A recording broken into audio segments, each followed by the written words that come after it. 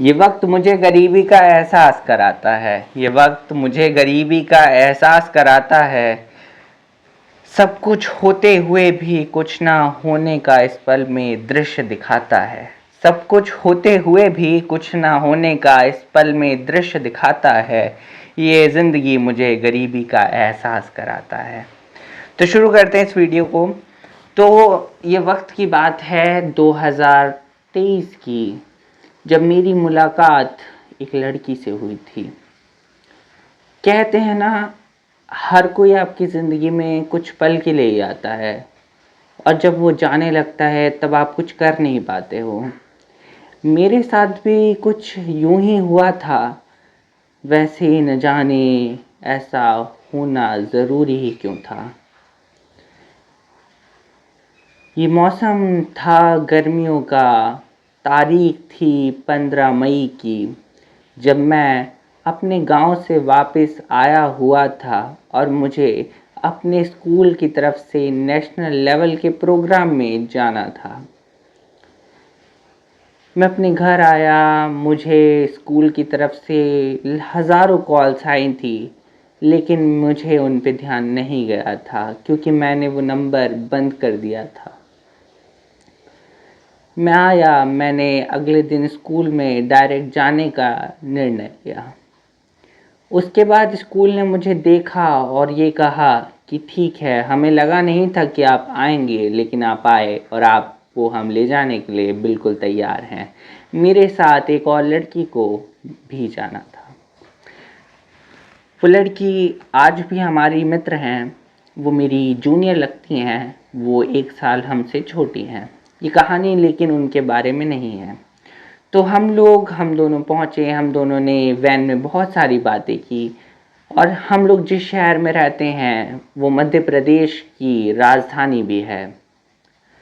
और हम लोग वो जो कार्यक्रम था उसे अटेंड करने के लिए जब वहाँ पर पहुँचे, वहाँ पर बहुत सारे लोग आए हुए थे। सबसे हम अनजान थे, लेकिन ये उन 10 दिनों की कहानी है जब हमने वहाँ पर बहुत मस्तियाँ की। लेकिन उन 10 दिनों के बारे में हम कभी और बातचीत करेंगे। ये देखिए, हमने बिना लिखित किसी दस्तावेज़ के आपको कहानी सुनाने का निर्णय लिया है। तो मैं उस लड़की के बारे में बात कर रहा हूँ। क्या नाम लूँ मैं उसका? तो उसका नाम धरती है। आप सोच रहे होंगे कैसा अजीब सा नाम है। तो उसका नाम इसी ही तरह से आता है, लेकिन धरती को जो हम लोग संस्कृत में बोलते हैं वो है। तो बात शुरू होती है। पहला दिन बहुत आम सा निकलता है क्योंकि हम लोग किसी को जानते नहीं हैं। दूसरे दिन में भी कुछ कुछ चीज़ें होती हैं, ये सब कहानियों में हम बताएंगे। तो जब मेरी उससे मुलाकात हुई, रातों में नींदें एक साथ हुई, बातों से हर बात हुई, दिन की यादें उसी के साथ हुई, सारी ज़िंदगी जैसे मानो उसी पर बर्बाद हुई। तो हुआ क्या, एक दिन उसको पैनिक अटैक आता है। पैनिक अटैक वो होता है जब इंसान को बहुत तेज़ घबराहट होने लगती है और उसका जीवन एकदम से संकटमय स्थिति में आ जाता है। उसके दिल की धड़कन बहुत ज़्यादा बढ़ जाती है।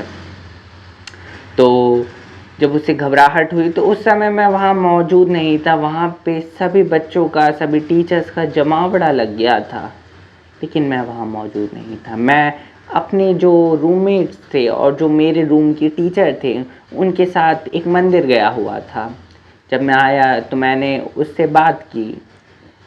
उससे बात करने का मुझे जो मौका प्राप्त हुआ वो इस तरीके से हुआ क्योंकि जो उसका लड़का दोस्त था, जो उसके साथ आया हुआ था, वो मेरा भी दोस्त था।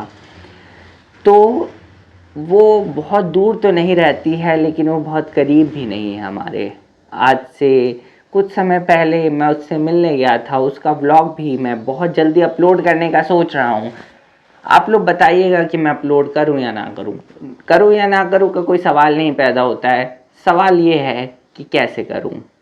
क्योंकि उसमें ऐसी बहुत सारी चीज़ें हैं जो मेरे साथ घटित हुई, जो नहीं होनी चाहिए थी। अगर उनका थोड़ा-सा भी मन होता तो शायद आज हम दोस्त होते। तो ये हुआ कि हम उसको जैसे पैनिक अटैक आया तो उसके अगले दिन मुझे भी, क्योंकि बचपन में ऐसी चीज़ें हो रखी हैं एंड अभी भी I am suffering from depression and anxiety and I am also taking stress pills, so it's common for me also to knowing about, मुझे उसके बारे में मालूम होना एक आम सी बात है। तो बात ये हुई कि उसको जब आया तो मैं उसके दोस्त से बात कर रहा था, तो जब वो आए तो उन दोनों ने मुझे देखा, मतलब वो 2 दोस्त हैं। तो जो धरती थी मैंने उसको देखा, उसे कई लड़के वहाँ पसंद करते थे, लेकिन मुझे सिर्फ़ वो दोस्त ही लगती थी। मुझे आज तक वो सिर्फ़ दोस्त ही लगी। मुझे ऐसा लगा कि उससे बात करनी चाहिए। जिस दिन, अब वो आखिरी दिन था जब हम लोग एक-दूसरे को आखिरी बार देख रहे थे और वो वक़्त आज से 2.5 साल पहले गुज़र चुका है। लेकिन देखिए आज फिर भी हम उनकी बात कर रहे हैं। तो देखिए, कोई नहीं जानता कि कब तक कौन किसके साथ हो। उनकी दीदी को भी हम जानते थे, लेकिन एक दृश्य ऐसा हुआ, एक घटना ऐसी घटी कि हमारा और उनका राब्ता ख़त्म हो गया है। स्टार्टिंग के दिनों में जब हम लोग एक दूसरे से मिले थे तो काफ़ी बातें करते थे, लेकिन अचानक से उनका व्यवहार कुछ अलग-अलग सा होने लगा।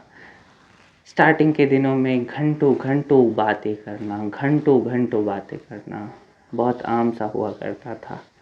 तब हमने ये चीज़ सोची, किसी को अपना बना के भूल जाना आसान नहीं होता। किसी को अपना बना के भूल जाना आसान नहीं होता। किसी से घंटों बतिया के उसे एक तरफ़ा कर देना आसान नहीं होता। किसी के लिए मोहब्बत और चाहत बनाना आसान नहीं होता। किसी को एक पल में भुला देना आसान नहीं होता। लेकिन उन्होंने हमें भुला दिया। मुझे तो आज यही लगता है।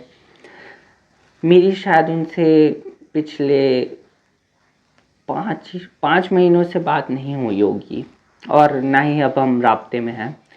तो हुआ ये कि जब वो यहाँ से गईं तो अगस्त में मैं एडमिट हुआ। मैंने उनसे कुछ-कुछ बातें बताई, लेकिन वो इतनी इंटरेस्टेड नहीं थी। मुझे पता नहीं था, क्योंकि वो कुछ बताती भी नहीं थी और उनको बताना उनकी अपनी मर्ज़ी पे है। लेकिन उनका वो शुरू-शुरू का चाहना मुझे आज भी याद आता है। उनका शुरू-शुरू का चाहना मुझे आज भी याद आता है। वो शुरू-शुरू की मुलाकातों में बातों का सिलसिला मुझे आज भी याद आता है। वो शुरू-शुरू का मिल के बतियाना मुझे आज भी याद आता है। वो शुरू-शुरू का चाहना मुझे आज भी याद आता है। वो शुरू-शुरू का एक साथ मिल के घुल-मिल जाना मुझे आज भी याद आता है।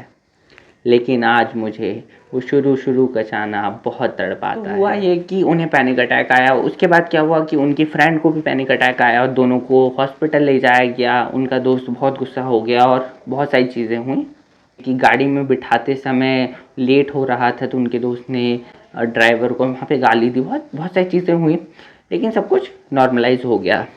तो उसके बाद जब चीज़ें ख़त्म हुई तो उसके बाद फिर मेरे से उनका बात हुई रात को। शायद 2 बज रहे थे, 1-2 बज रहे थे, तब तक हम लोग जगे हुए थे। तो हमसे उनसे बात हुई, तो उसके बाद मुझे उन देखिए, कई बार आप अपने ही ऐसे लोगों के बारे में बोलने में भी सोचते हैं कि यार क्या बोलूँ मैं उसके बारे में, क्योंकि कई लोग को नफ़रत करने का भी कोई हक़ नहीं होता। मैं उन लोगों में से हूँ कि मेरे को उसके प्रति कोई नफ़रत का भाव पैदा करने का हक़ नहीं है, क्योंकि वो इतनी अच्छी थी, शुरू से ही वो बहुत अच्छी थी। उसका शुरू-शुरू का चाहना मुझे आज भी याद आता है। लेकिन सच बताऊँ ना, ज़िंदगी में कोई भी परमानेंट नहीं होता है। तो कहानी यहाँ तक पहुँची कि मैंने उसको लास्ट ईयर, मुझे जब मेरी तबीयत ख़राब हुई, मुझे जो हुआ वो मैं आपको बताऊँगा, लेकिन इस वीडियो में नहीं, वो कभी और अपन लोग बात करेंगे तो ज़रूर बताऊँगा मैं। ये कौन यार गाड़ी वाला आगे बाहर परेशान कर रहा है? इग्नोर करना आप लोग ये सब चीज़ें, देखो होता रहता है यहाँ पे। It's just a normal thing यार। हुआ ये कि मुझे भी एंजाइटी होने लगी, क्योंकि मैं वो सब चीज़ें सोच रहा हूँ वापस से। तो हुआ ये कि जब मैं जनवरी में उनके सिटी गया तो उनसे मिलने की मैंने कोशिश की, लेकिन वो मिल नहीं पाई क्योंकि उनके घर वाले थोड़े अजीब से हैं। और फिर उन्होंने कुछ कुछ बातें कहीं और उन्होंने अब मुझे ब्लॉक कर दिया है। तो ठीक है, कोई बात नहीं। एक कहानी मैं लिख रहा हूँ, लिखूँगा ज़रूर, ब्लॉक लिस्ट। उसमें मैं ब्लॉक होने के बाद जो भी चीज़ें होती हैं वो सारी चीज़ों का ज़िक्र करूँगा।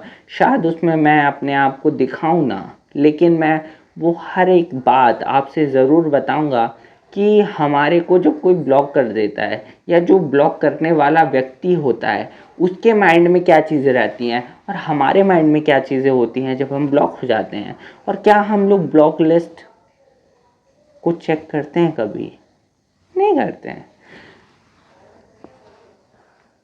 यार लाइट चली गई। ओह माय गॉड, यार लाइट चली गई। What the fuck it is. कोई नहीं, लाइट आने का वेट करते हैं। इस एपिसोड को मुझे लगता है कि आगे कंटिन्यू किया जा सकता है, जब लाइट आएगी तब अपन आप देखेंगे। लेकिन मैं कुछ चीज़ें बता देता हूँ कि मैंने उनके घर पे फ़ोन किया था, उनके पापा से मेरी बात हुई थी और वो बात 2 घंटे तक चली थी। उसके बाद मैंने उन्हें भी कॉल किया था, वो किसी फंक्शन में थी और उन दोनों जन ने मुझे ब्लॉक कर दिया। ये सब बातें हुई।